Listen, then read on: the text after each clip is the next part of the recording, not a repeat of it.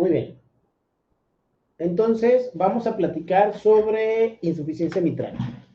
Tenemos que recordar, en relación a esto, que la anatomía de la válvula mitral tiene una valva anterior, tenemos una valva posterior, una valva posterior que se segmenta cada una en porciones P1, P2, P3 y A1, A2 y A3.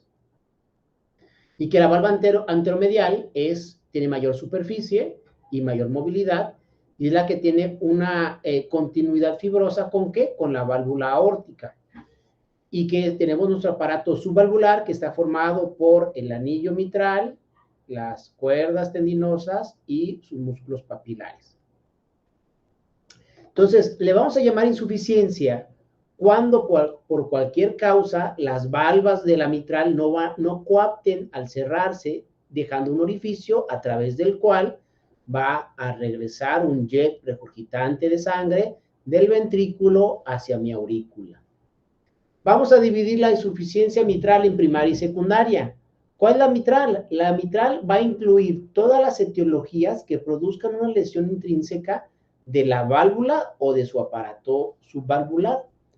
Es decir, valvas, cuerdas tendinosas, músculo papilar o inclusive el anillo. Y cuando tenemos una insuficiencia mitral secundaria, es aquella en la cual no tenemos un daño estructural en nuestro aparato valvular, sino que es un problema intrínseco en el ventrículo o en mi aurícula. Carpenter hizo una clasificación fisiopatológica en base a el mecanismo de la insuficiencia mitral, el cual fue una estrategia basada en el tipo de movilidad de la válvula en relación a tener una buena comunicación entre lo que vemos los cardiólogos y lo que le decimos a los cirujanos. Hizo esta clasificación donde dividió en 3 grandes grupos los mecanismos de la insuficiencia mitral. En un tipo 1, aquellos que tienen una movilidad normal, es decir, son aquellos que tengan, por ejemplo, dilatación anular o deformación del anillo, o que tengan una perforación de las valvas o una hendidura de las valvas. Es decir, son situaciones en las cuales las valvas se mueven normales, no hay ni un exceso ni una disminución de movimiento. Y que esto incluye estos tipos de lesiones, principalmente problemas del anillo, problemas de perforación, por ejemplo, en una endocarditis, y problemas de hendidura de las valvas, por ejemplo, una hendidura mitral, que es algo congénito. En el tipo 2 son aquellos en los que tengamos una movilidad excesiva. Por ejemplo, una ruptura de cuerda tendinosa, una ruptura del músculo papilar, que genera un movimiento excesivo. El tipo 3 es aquel que tiene una movilidad reducida, restringida, y se subdivide en 2, en el 3A y 3B. El 3A es aquel en el que hay un problema propio de la válvula. Las valvas están enfermas, están engrosadas, están calcificadas, tienen fibrosis, y eso hace que su movimiento esté restringido. Ese es un tipo 3A. En cambio, el tipo 3B, aquí también tenemos una movilidad restringida, pero ahí se va a caracterizar a que hay un problema ventricular, por lo general, que tracciona mis músculos papilares, tensan las cuerdas tendinosas y reduce el movimiento de la válvula porque están siendo retraídas por su aparato subvalvular. Aquí las valvas como tal no están muy enfermas, sino es un problema ventricular. Esto es muy común en los pacientes con cardiopatías isquémicas, por ejemplo, o con cardiomiopatías dilatadas. Esta es la clasificación entonces de Carpenter, que nos va a hablar del mecanismo de la insuficiencia. Otra cosa es la etiología. Y pueden ser de diferentes situaciones. Por ejemplo, empezaremos con la reumática, que todavía la vemos mucho aquí en México. La reumática, la enfermedad reumática es un proceso inflamatorio crónico que va a generar que nuestras valvas, como vemos aquí en la imagen, de una valva normal, se va a tener un engrosamiento de sus bordes libres, generando una fusión de comisuras que vemos aquí en los extremos, se pegan las comisuras, reduce el espacio valvular, daña la válvula, sus bordes libres, y esto va a generar una insuficiencia mitral, como vemos aquí en la imagen, que por lo general la enfermedad reumática da doble lesión, da un problema de estenosis y un problema de insuficiencia, que todo lo vemos aquí en México.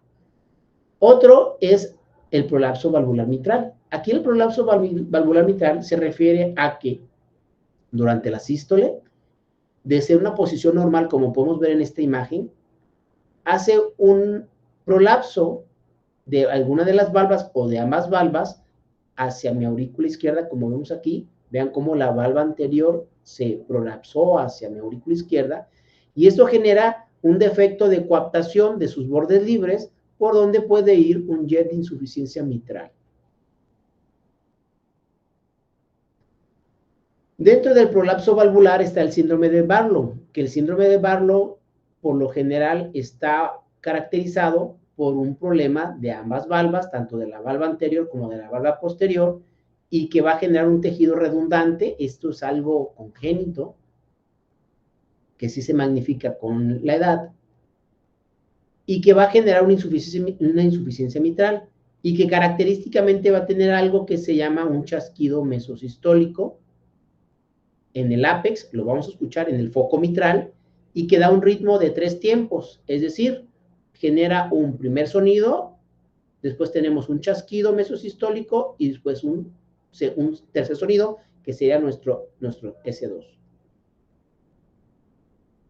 Este síndrome se acompaña de un dolor precordial, palpitaciones y amaurosis fugaz o transitoria. Es algo comúnmente que podemos observar en el síndrome de Barlow.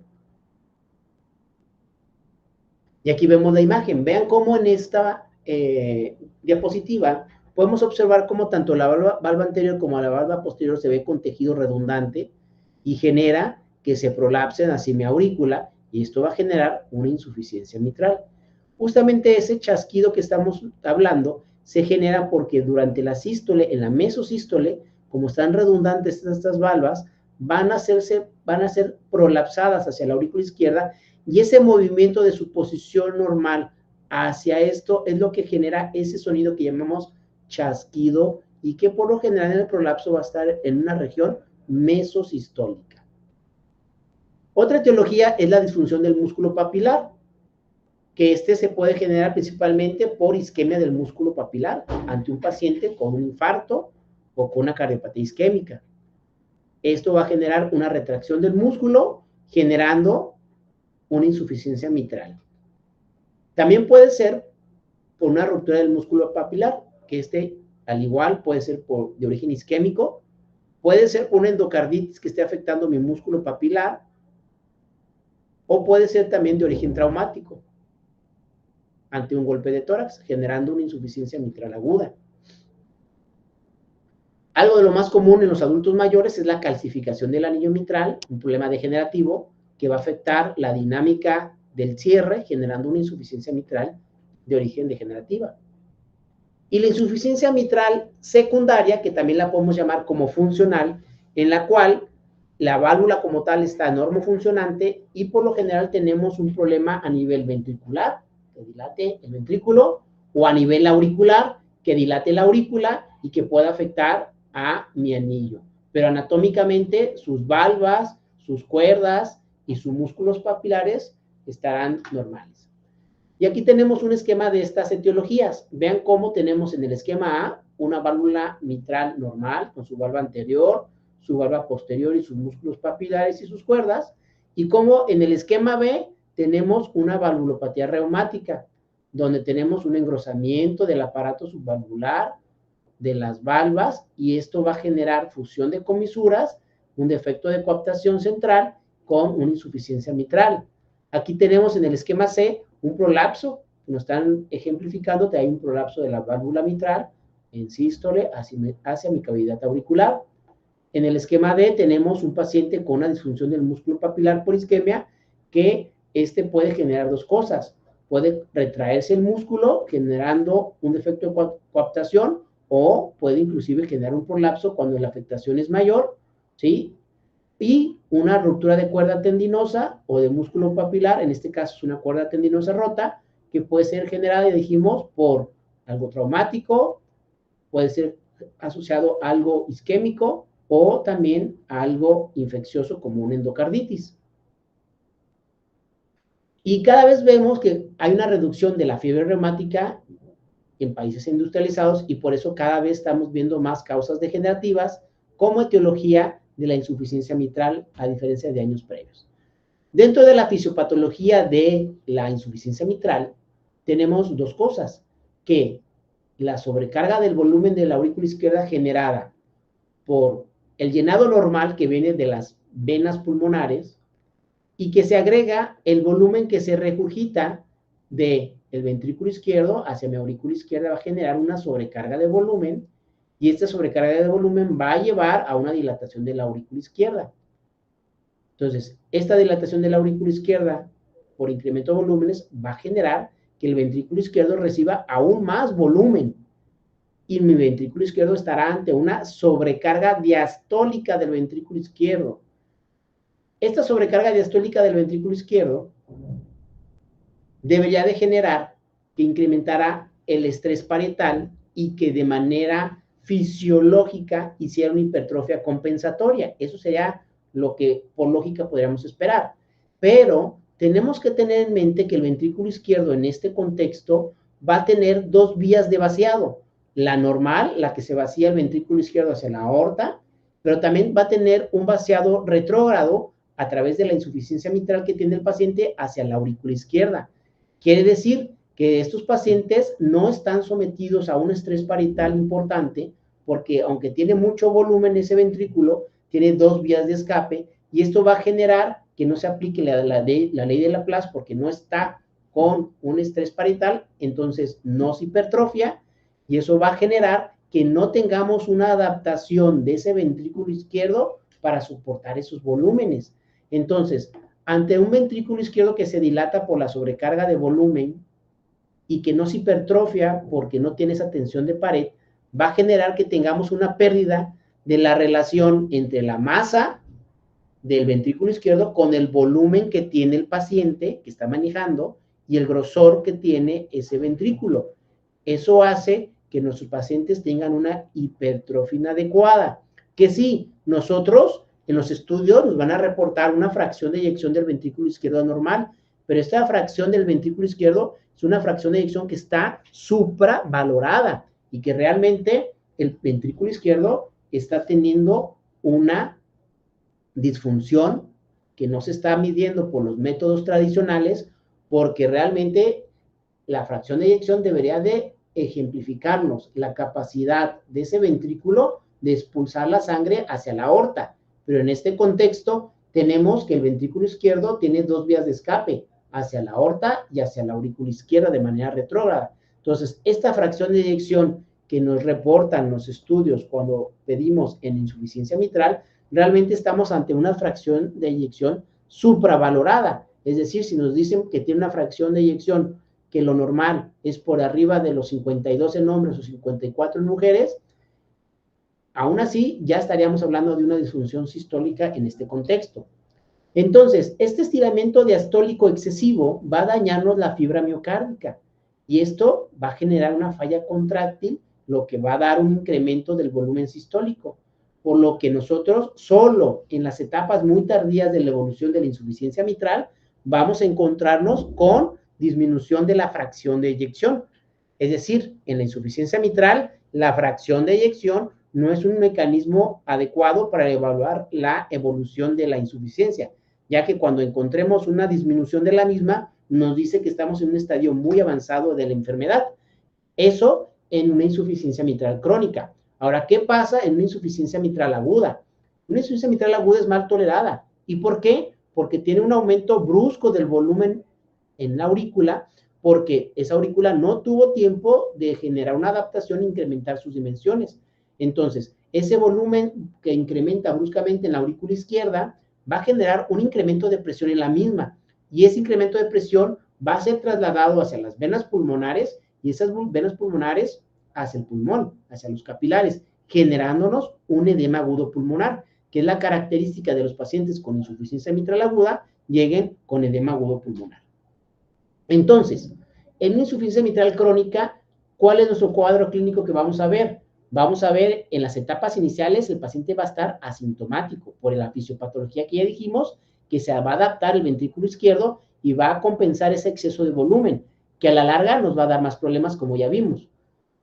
Pero en el momento que el paciente comience con hipertensión venocapilar por ese llenado retrógrado, los pacientes van a comenzar con disnea en diferentes grados, desde disnea de grandes esfuerzos a tener disnea en reposo.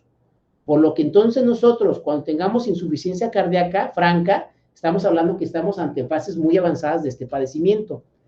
Y en la exploración física, ¿qué vamos a encontrar? ¿Qué tenemos que buscar en nuestros pacientes? En la inspección, si estamos hablando que se va a dilatar el ventrículo izquierdo, en la inspección tenemos que ver un ápex amplio y que sea fácilmente visible y que puede estar desplazado por debajo del quinto espacio intercostal, lo que nos habla que esté dilatado ese ventrículo izquierdo. A la palpación, obviamente vamos a palpar ese ápex con una amplitud exagerada que nos va a hablar de esa sobrecarga diastólica ventricular y comúnmente podemos escuchar o podemos sentir un frémito sistólico asociado a esa insuficiencia mitral importante que muy probablemente va a tener nuestro paciente. ¿Cómo es el soplo de la insuficiencia mitral? Y de esto ya hemos platicado, que es un soplo holosistólico o también conocido como pansistólico, que comienza inmediatamente del S1 y que va hasta el S2. ¿Dónde lo vamos a auscultar? En el foco mitral, es decir, en el ápex. Y para esto vamos a escuchar cómo percibimos este soplo. Escuchemos.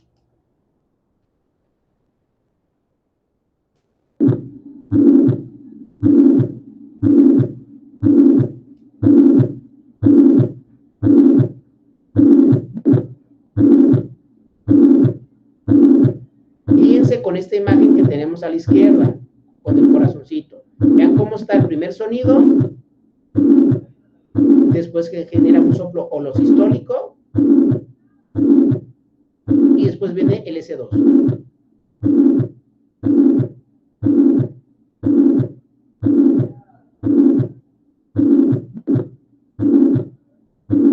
Es un S1, patch, patch.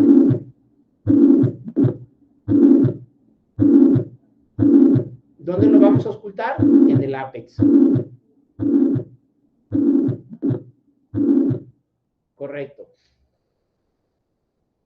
Algo que tenemos que tener en mente en los pacientes con insuficiencia mitral son los chasquidos, y tenemos principalmente dos, un chasquido de apertura y un chasquido mesosistólico. El chasquido de apertura, es decir, un chasquido que sea protosistólico, como podemos ver en la imagen superior, nos habla o nos asegura que es una etiología reumática de mi insuficiencia mitral. Y aquí la característica es que pareciera que el primer sonido está desdoblado, se escucha dos sonidos, un pac, pac, y después se viene un soplo sistólico. Pongamos atención.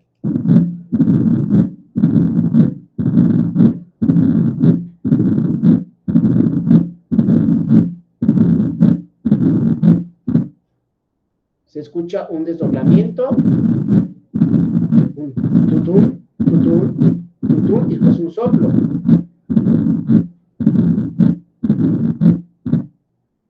Correcto. Esto es un chasquido protosistólico pegado al S1. Esto nos dice que es algo reumático. En cambio, cuando yo tengo un chasquido mesosistólico, esto me habla que estamos ante un prolapso valvular mitral, como podemos ver en este diagrama y escucharlo. Pongamos atención.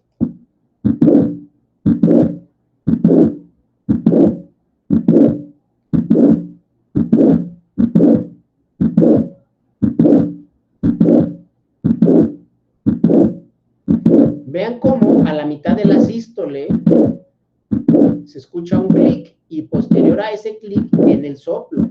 Eso nos dice que es un prolapso. Acuérdense que es en el punto de la sístole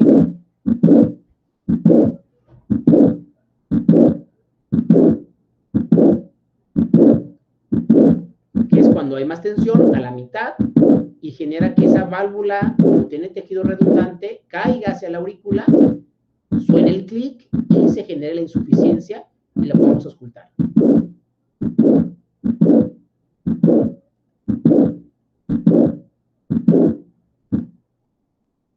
Entonces, recordar, chasquido de apertura, protosistólico me habla de algo reumático, chasquido mesosistólico me habla de algo de prolapso valvular mitral.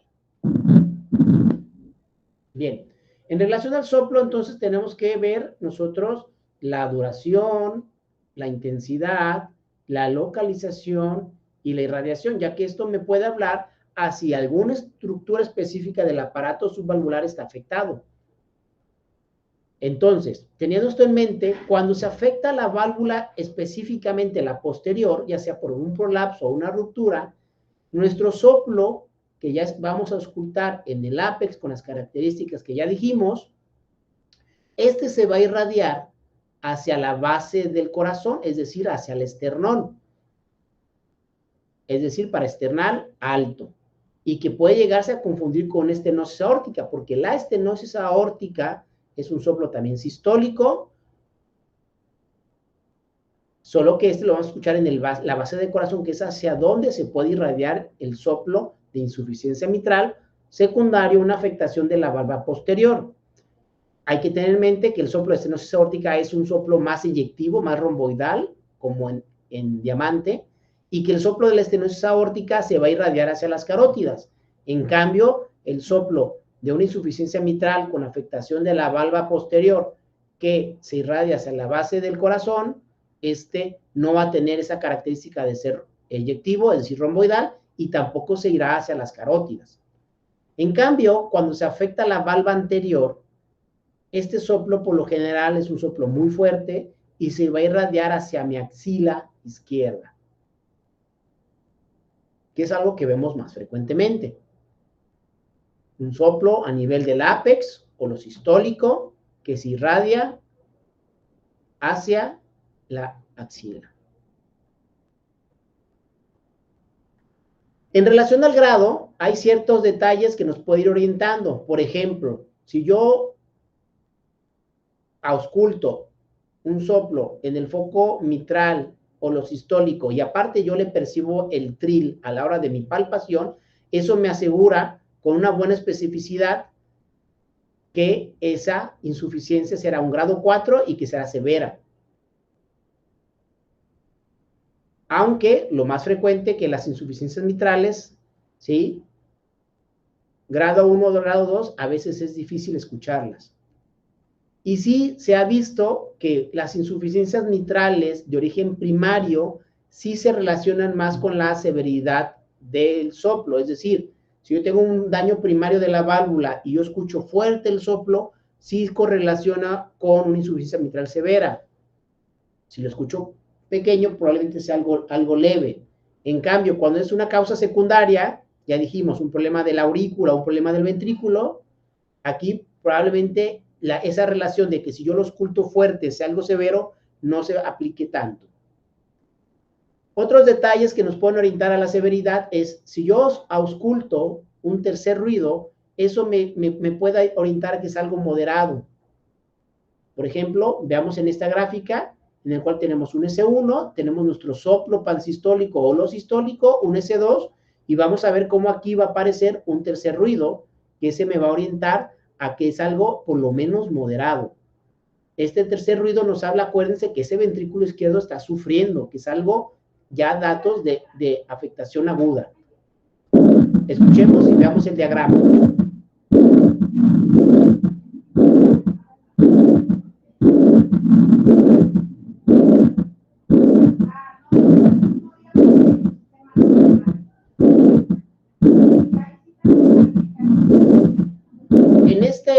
En este diagrama tenemos el S1, tenemos nuestro soplo y después tenemos el S3 que está aquí, que pareciera que estuviera desdoblado el S2, pero esto es un S3. Dentro de esta que estamos escuchando hay que tener cuidado porque en esta grabación de repente aparece la respiración del paciente, pero después de la respiración el siguiente ciclo se escucha muy bien el S1, después se escucha el soplo pansistólico o lo sistólico, el S2 y el S3. Ahí está la respiración, se escucha bien.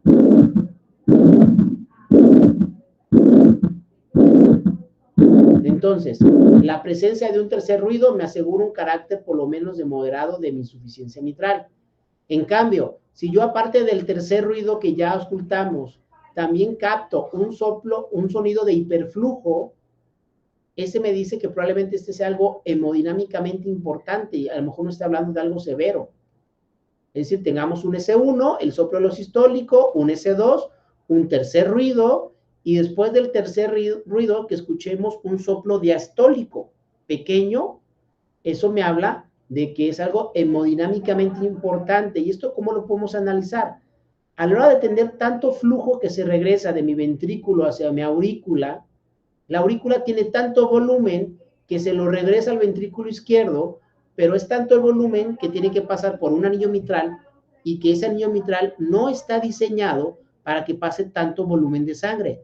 Entonces, teniendo en mente la analogía de cuando estamos regando con manguera y nosotros ponemos el dedito, ya en el dedo nosotros hacemos que el área por donde sale el agua se reduzca y eso genera aceleración y un sonido. Lo mismo pasa con esta analogía en nuestro anillo mitral, que tiene que pasar un volumen muy grande para el que no está diseñado y eso va a generar hiperflujo y va a generar un sonido como un soplo que vamos a escuchar, ¿sí? Después de mi tercer ruido, un soplo como un soplo diastólico. Este me asegura que aparte de ser algo moderado, es algo que hemodinámicamente es importante, muy probablemente nos hable de algo ya más severo.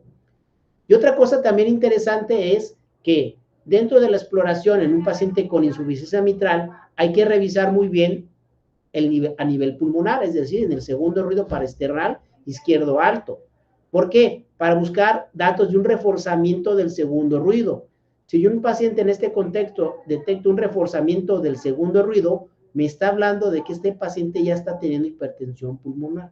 ¿Y por qué tiene hipertensión pulmonar? Recuerden que si nuestra aurícula izquierda está llena de sangre y tiene alta presión, esa presión se la va a mandar a las venas pulmonares y las venas pulmonares se los van a transmitir a los capilares pulmonares. Y eso, a la larga, va a generar daño a nivel de los capilares y va a generar a nuestro paciente hipertensión pulmonar, que nosotros en nuestra exploración podemos traducirlo como un reforzamiento del segundo ruido. Por eso en nuestro diagrama que les estoy poniendo aquí, supongamos que este es lo que estaríamos auscultando en el foco pulmonar, tendríamos un S1, ¿sí? Y pues tendríamos un S2 muy marcado, sugestivo de hipertensión pulmonar en el contexto de este paciente. ¿Podemos hacer algunas maniobras de exploración física en la insuficiencia mitral? Pues sí. Y algo importante es que los soplos disminuyen al final de la inspiración, contrario a los derechos. Y esto nos puede orientar cuando tengamos dudas si estamos auscultando un soplo derecho, por ejemplo, un soplo tricuspidio que se encuentra relativamente cercano a donde auscultamos los soplos pulmonares, podemos pedir al paciente que respire y tener en mente que los soplos van a disminuir al final de la inspiración, contrarios a los derechos, en este contexto. ¿Qué otras maniobras podemos hacer que nos pueden orientar a si estamos ante un prolapso o una insuficiencia mitral no secundaria a un prolapso? Y vemos esto. En un paciente en el cual nosotros los dos los tenemos recostados, vamos a auscultar los soplos prácticamente iguales en los dos contextos, con sus chasquidos. En la situación en la cual nosotros al paciente con prolapso mitral lo pongamos de pie, esto va a generar que nuestro soplo aumente, se pegue más al S1. En cambio, cuando no es por un origen por prolapso, el poner a mi paciente de pie va a generar que ese soplo yo lo escuche más pequeño. Y si yo a los pacientes lo pongo en cuclillas y es un prolapso, nosotros vamos a ver lo contrario a estar de pie. El soplo se va a reducir. Y lo contrario, en un paciente con insuficiencia mitral, que no sea por prolapso, nosotros al poner el paciente en cuclillas, vamos a generar que ese soplo de la insuficiencia mitral se haga mucho mayor. Entonces, estas maniobras me pueden orientar en corroborar si estamos ante un prolapso o no. Entonces, ya hicimos la exploración de nuestro paciente, ahora tenemos que evaluar la radiografía. Primero tenemos que ver el tamaño del corazón. Un tamaño de corazón normal nos habla que estamos ante una insuficiencia mitral ligera. Una insuficiencia mitral aguda también me puede dar un corazón de tamaño normal, pero en ese contexto nosotros encontraríamos datos de un edema agudo pulmonar con las alas de mariposa, con un corazón normal. La cardiomegalia la podemos encontrar ya en un contexto de una insuficiencia mitral que por lo menos sea moderada, encontrando crecimiento de la aurícula izquierda, generándome un perfil de 4 arcos en el lado izquierdo, característico de la insuficiencia mitral. Entonces, la radiografía nos sirve ya que nos va a hablar de severidad. Número 3, la expansión desistólica de la aurícula izquierda, que ya dijimos que nos va a dar el 4 arco, y la presencia de signos de hipertensión venocapilar, es decir, congestión pulmonar. Como podemos ver aquí tenemos los cilios congestionados, ¿sí? Prominentes, y vemos cómo hay hiperflujo hacia los ápices, lo que nos habla que tenemos hipertensión venocapilar. Obviamente, este paciente va a tener ya síntomas. Muy probablemente el hecho de tener cardiomegalia más la hipertensión venocapilar nos está hablando de que es algo hemodinámicamente relevante y muy probablemente estemos ante un caso de severidad. Y también en la radiografía podemos ver la calcificación del anillo mitral, como lo vemos aquí. En una radiografía lateral, vemos cómo hay una calcificación muy importante. Sobre todo esto nos habla en pacientes algo degenerativo y en adultos mayores. ¿El electro es útil? Sí, en el electro tenemos que buscar cambios de las estructuras que ya hablamos que por la fisiopatología se van a cambiar. Obviamente, la aurícula izquierda, vamos a ver unas ondas P de crecimiento auricular izquierdo, es decir, P mitrales, P anchas en D2, y que la fase negativa de la onda P en B1 va a estar prominente. También, como hay dilatación de la aurícula izquierda, muy probablemente vamos a tener fibrilación auricular, sobre todo en pacientes ya mayores. El QRS lo podemos encontrar conservado o desviado. Va a estar desviado a la izquierda en los casos en los que ya tengamos dilatación ventricular izquierda. Y cuando es tanto el problema tan crónico que ya dilató el ventrículo izquierdo, afectó la aurícula izquierda, se transmitió esa presión hacia los capilares pulmonares, generó hipertensión pulmonar, y esa hipertensión pulmonar generó que el ventrículo derecho tuviera que hipertrofiarse para poder vencer esa hipertensión pulmonar. Entonces, al tener hipertrofia del ventrículo derecho, va a generar cambios y nos desvíe nuestro eje hacia la derecha en contextos ya muy avanzados. También podemos ver crecimiento ventricular izquierdo con sobrecarga diastólica. Por general lo vemos nosotros esto con inversión de ondas T en derivaciones izquierdas. Y en el síndrome de Barlow, por lo general, característicamente vemos cambios en la repolarización ventricular, es decir, en la onda T invertida y infradesnivel del segmento ST. En este electro, vean cómo tenemos en B1, tenemos nuestra onda P, la fase negativa muy prominente. Esto me habla de crecimiento auricular izquierdo. Y como en D2, estoy viendo que mi onda P está ancha. Y si se fijan sobre todo aquí, se alcanza a ver cómo tiene 2 picos, que nos habla de una onda P mitral, crecimiento auricular izquierdo.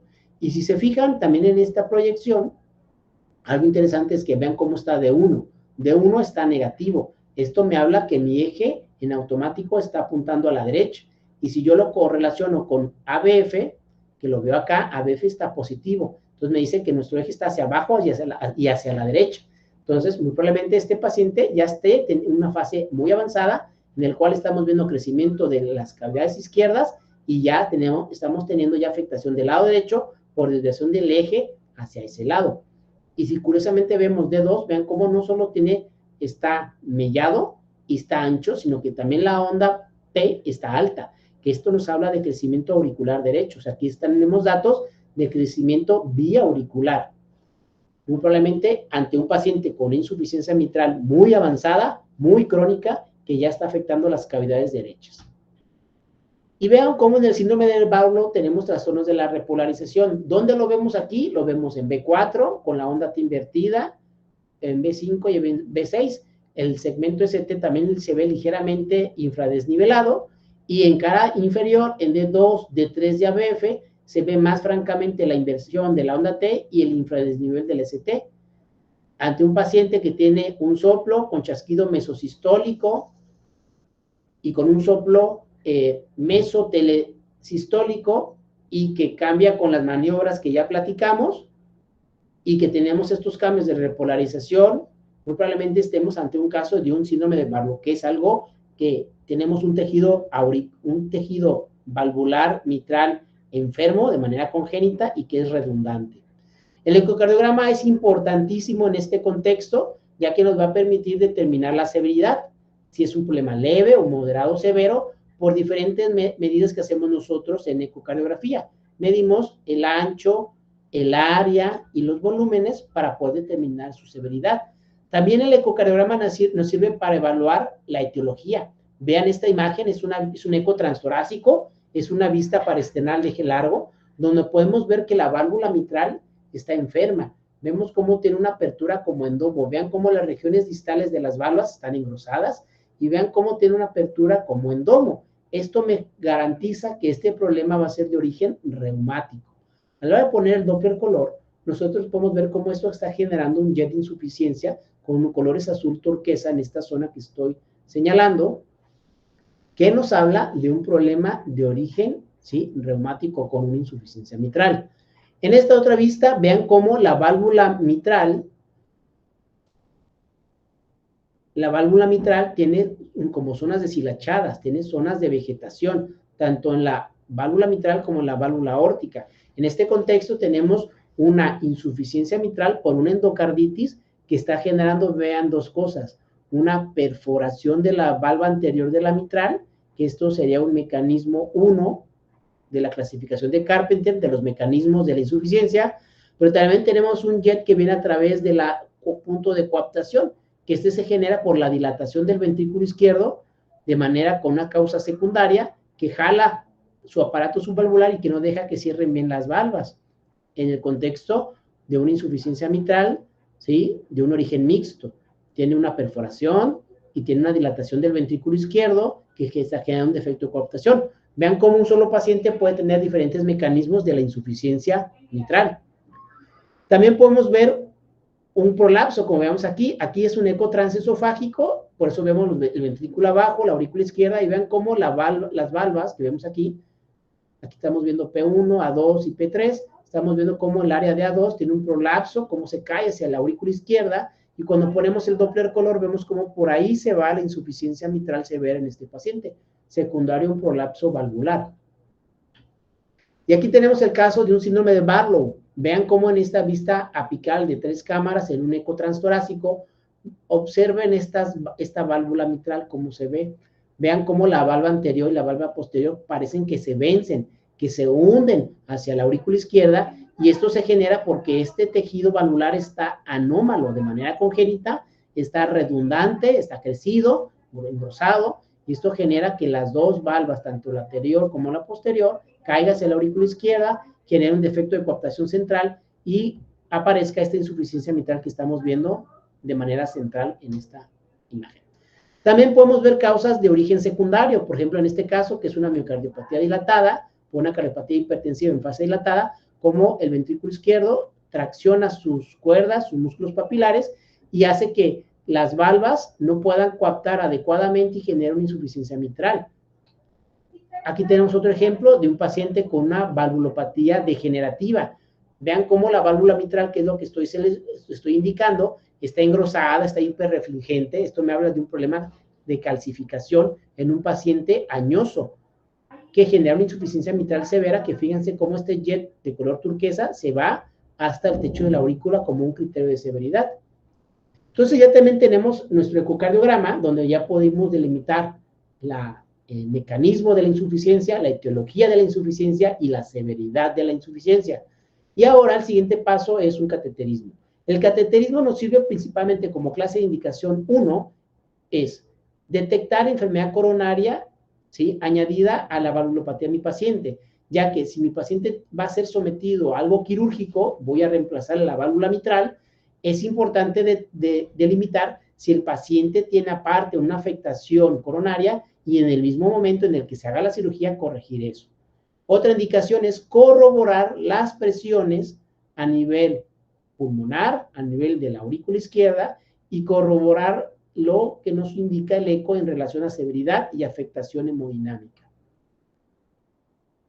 En cuanto al tratamiento, lo vamos a dividir en dos: tratamiento de insuficiencia cardíaca crónica. En pacientes asintomáticos, como una indicación clase 1, es que aquellos pacientes que tengan fibrilación auricular asociada a la insuficiencia mitral tienen que estar anticoagulados, y esos pacientes que tengan fibrilación auricular con respuesta ventricular rápida, hay que manejar fármacos que disminuyan la conducción auriculoventricular.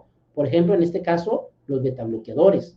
Y como una indicación clase 2, en los pacientes asintomáticos se pueden administrar los YECAS o ARA2, en pacientes con insuficiencia mitral severa, obviamente. Ya cuando tenemos un problema que los pacientes estén sintomáticos, aquí sí hay que manejar ya los diuréticos para el manejo de la congestión y los inhibidores de la enzima convertidora de angiotensina y los ARA2 para el manejo de esa afectación miocárdica. Obviamente, esos pacientes también deberán de recibir anticoagulación si están en FA y deberán de recibir también beta bloqueadores para disminuir esa frecuencia cardíaca y los pacientes no hagan falla cardíaca aguda. El tratamiento de la insuficiencia cardíaca aguda, y que recuerden que esto se genera por afectación, ruptura de una cuerda o de un músculo papilar o una endocarditis que destruye súbitamente una válvula, el manejo es quirúrgico. Tiene que ser tratado un paciente con insuficiencia mitral aguda asintomática, tiene que ser una cirugía urgente. Obviamente, en el ínter, esos pacientes hay que controlarles el edema agudo pulmonar. Para eso vamos a manejar diuréticos y vasodilatadores, es decir, diuréticos de asa como la furosemida y los nitratos. Y también, si el paciente está asociado a hipotensión, tendremos que manejarlo con fármacos inotrópicos como la dobutamina, y si no responde, con vasopresores como la norepinefrina. El tratamiento quirúrgico de la insuficiencia mitral tenemos dos opciones: el reemplazo valvular o la reparación valvular. Siempre es mejor la reparación valvular, ya que se asocia a menor mortalidad, pero hay casos en los que está tan dañada la válvula que tienen que ser colocados una prótesis valvular. Aquí estamos viendo una imagen de un ecocardiograma, el tratamiento quirúrgico, donde estamos viendo que se colocó en la posición mitral una válvula mecánica bidisco que hace la función de una válvula normal. Estos pacientes tienen que estar anticoagulados. Y actualmente ya se está haciendo el tratamiento percutáneo de la válvula mitral, es decir, colocar una válvula mitral mediante cateterismo en pacientes en los cuales tienen una contraindicación para la cirugía porque sean muy frágiles. Una opción es la colocación mediante cateterismo de una válvula protésica autoexpandible. Y otra opción que tenemos es el MitraClip. El MitraClip es un procedimiento que se hace a través del cateterismo con este dispositivo que estamos viendo, que la punta tiene un clip, y este clip nos permite acercar el punto de coaptación en pacientes que tienen insuficiencias mitrales, por ejemplo, funcionales secundarias que se generan por afectación del aurículo o del ventrículo. Podemos acercar ese punto de coaptación y disminuir la severidad, que básicamente lo que hacemos es esto. Vean cómo se pasa por vía venosa a un catéter, por punción venosa, llegamos por la vena cava inferior a la aurícula derecha, se funciona el septum interauricular, como se ve aquí, pasamos a la aurícula izquierda, y dentro de la aurícula izquierda nosotros avanzamos el clip, esto lo guiamos por eco, y nosotros ajustamos y agarramos los bordes libres de la valva anterior y de la valva posterior, los juntamos, y eso va a generar que tenga mejor coaptación y que esa insuficiencia mitral disminuya. Vean este caso de un paciente con insuficiencia mitral relevante, es una insuficiencia mitral secundaria. Vean cómo está muy dilatada la aurícula, las valvas se ven bien. En este paciente se le hizo su evaluación preoperatoria con insuficiencia mitral relevante de origen auricular. El problema, se hace un estudio posterior a la colocación del MitraClip, donde nosotros vamos a ver cómo vemos esta cosita blanca al centro, que es el clip que está agarrando las dos valvas, y eso genera que me tenga una mejor coaptación, y veamos cómo aquí ya no tenemos una insuficiencia mitral residual. Y en la evaluación tridimensional vemos cómo aquí está el clip en la parte intermedia, agarrando las dos valvas, y mejora. Aquí estamos viendo la fluoroscopía de este procedimiento, donde podemos ver cómo esta cosita que estoy indicando es el MitraClip, que ya está agarrada a las valvas y que genera ya la disminución importante de la insuficiencia mitral.